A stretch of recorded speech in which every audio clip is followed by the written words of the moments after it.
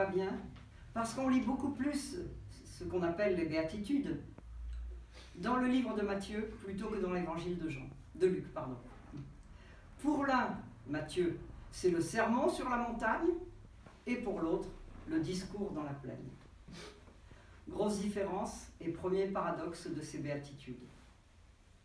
En effet, nous pouvons associer la force qui émane de la personne de Jésus dans l'évangile de Luc à la blancheur qui nimbe Moïse lorsqu'il descend de la montagne. Tous deux, prophètes et guérisseurs. Là-haut, Moïse a reçu la révélation qui l'a transformé. Et il descend vers le peuple, tout le peuple, pour lui apporter la loi. Par contre, chez Matthieu, tout se passe sur la montagne, en présence des seuls disciples, et nous n'étions pas là. C'est pourquoi j'aime bien ce texte de Luc, parce qu'il concerne toute la foule. Et alors, le moment fort chez Luc, le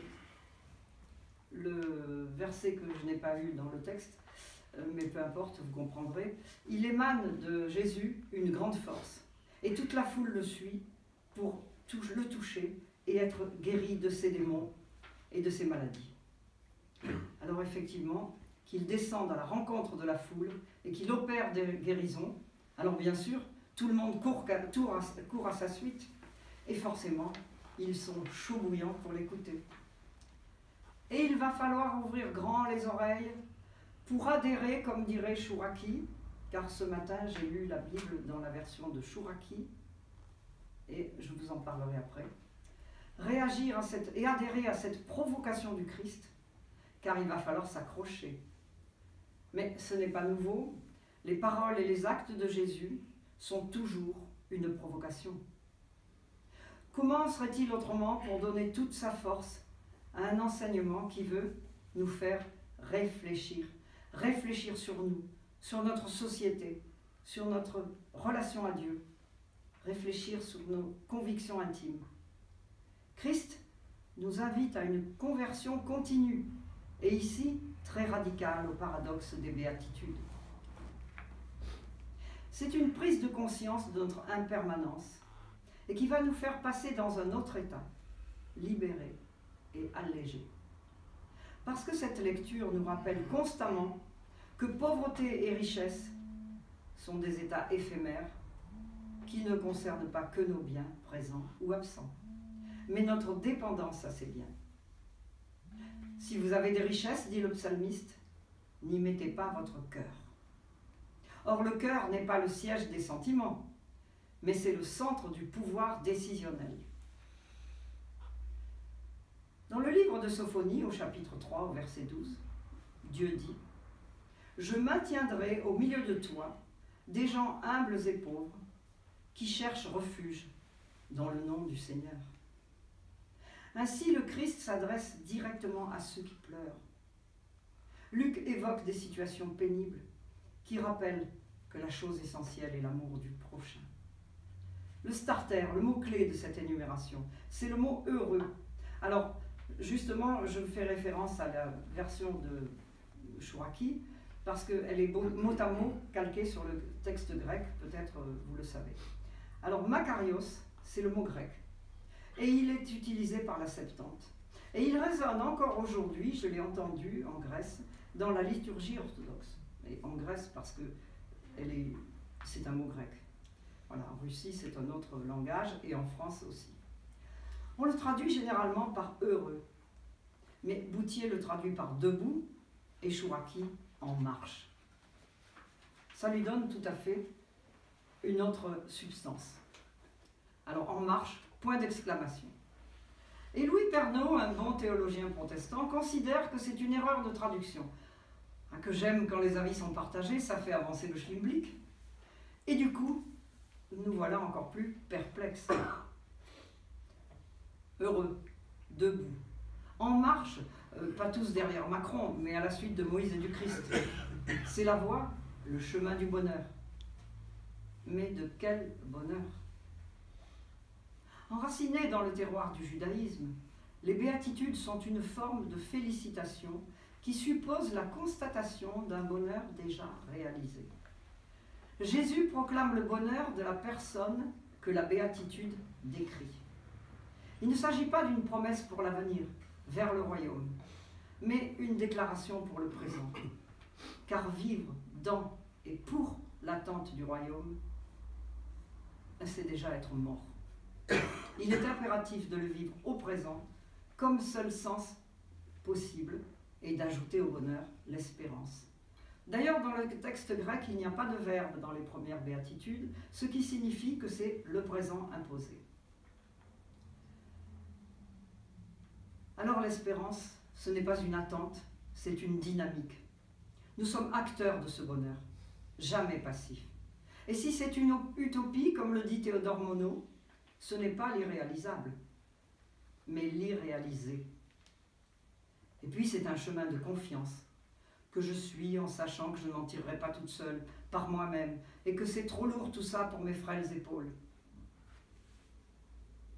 Alors, autre paradoxe, quand Christ jette l'anathème sur les nantis, les riches, les repus, il n'inspire pas la miséricorde, le pardon, la bienveillance. Mais qui a dit que Jésus était doux et humble?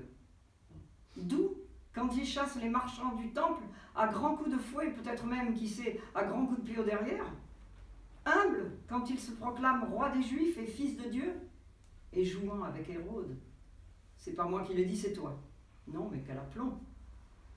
Et pourtant, c'est ce qui nous galvanise et nous met en marche. Justement, assoiffé de justice, c'est-à-dire ouvert à l'accueil. Au-delà des disputes sémantiques, heureux vient d'un verbe hébreu, un verbe d'action, un verbe qui met debout et en marche. Moi, j'aime bien les verbes parce que les verbes, ils suscitent l'action, tandis que les mots demandent à être étudiés, assis même. Alors, c'est non seulement le propre de la dignité humaine, mais c'est aussi la raison d'être et la justification d'une Église vivante. Une Église vivante comme je vous vois tous ici ce soir. Par-delà les foules ballottées dans des temps troublés, cherchant un repère et un modèle, un chef pour se construire, c'est nous qui sommes harangués et enseignés par ces béatitudes. Par-delà le temps et l'espace, Jésus s'adresse à nous. Il nous parle directement et fermement de nos manques, de nos addictions, j'en vois qui sont un peu gênés par leurs addictions, on fumait dehors, nos fausses routes quand on écoute les faux prophètes. Vos chemins, dit Dieu, ne sont pas mes chemins. Ma logique est opposée à la vôtre. Il faut donc comprendre cette parole selon une autre logique. Et c'est un appel à se mettre dans les dispositions nécessaires pour être au bénéfice du don et de la promesse. Les destinataires des béatitudes, ceux du moins qui les reçoivent, parce que est-ce que tout le monde peut les recevoir, je me demande. C'est dur. Et ils sont heureux, malgré tout, parce qu'ils se laissent transformer intérieurement par les valeurs du royaume. Un royaume dont Dieu est le centre et le grand artisan. Et nous voulons juste être des ouvriers de paix. C'est déjà bien. Les pauvres, à y bien réfléchir, s'ils accueillent cette parole difficile, sont juste pauvres par la force de l'esprit, par le libre choix des priorités. Ils n'ont pas peur d'entrer en résistance. Et puis, ils sont légers. Ce sont des voyageurs sans bagages. Et en y réfléchissant, nous aussi, nous sommes des voyageurs sans bagages. Nous partirons sans rien, du moins sans rien de tout ce qui nous pèse. Nous aurons Dieu, Jésus, dans le cœur, qui nous aide à monter. J'ai entendu ce matin, juste avant de partir de chez moi, je mets la télé pour les cambrioleurs, un théologien qui disait que le christianisme est une piste d'envol. Alors je me suis dit, est-ce que lui, j'ai pas eu le temps de l'écouter, j'allais prêcher à Sanary, est-ce que lui, il considère que c'est une piste d'envol pour aller au ciel? Moi je crois que c'est une piste d'envol horizontale, qui nous pousse dans cette vie. Alors, j'ai perdu le fil. Si la pauvreté rend soumis, important, c'est à Dieu seul que nous devons tous nous soumettre dans notre dénuement. Nous savons que nous sommes tous dans le dénuement, riches ou pauvres. Bien sûr, nous devons arriver dans le dénuement et puis sans rien pour accueillir. Il faut faire le vide pour accueillir le comble de la parole. Alors, est-ce une éthique qui nous est proposée ou imposée? Je pense plutôt à une démarche existentielle, donc pour aujourd'hui. De sorte que ce texte paradoxal peut sembler lourd, mais il est libérateur. Certes, c'est une mise en garde radicale, mais aussi une mise en mouvement dans laquelle rien ne doit nous arrêter. Nous devons changer notre regard sur la société, sur nous, sur les autres. Surtout cette société qui est pleine de tabous et de fausses croyances et de jugements. Le jugement, c'est vraiment le pire des péchés, juger son prochain. Et si nous voulons aller de l'avant, nous devons être allégés de ce qui nous entrave et qui n'est que vanité au regard du don de la grâce et de l'amour. N'oubliez pas que rien ne doit nous séparer de l'amour de Dieu, et surtout pas notre regard sur l'autre, qui doit être un regard d'accueil et non pas de jugement. Nous aussi, nous vivons des temps troublés. Nous ne pouvons pas faire comme si rien ne se passait. On continue à tuer, à persécuter chrétiens, juifs, musulmans. Dans ce contexte, ces béatitudes sont-elles si sévères? Ne sont-elles pas au contraire plus que jamais d'actualité? D'ailleurs, ce que je dis là, c'est valable pour toute la Bible et surtout pour nos évangiles.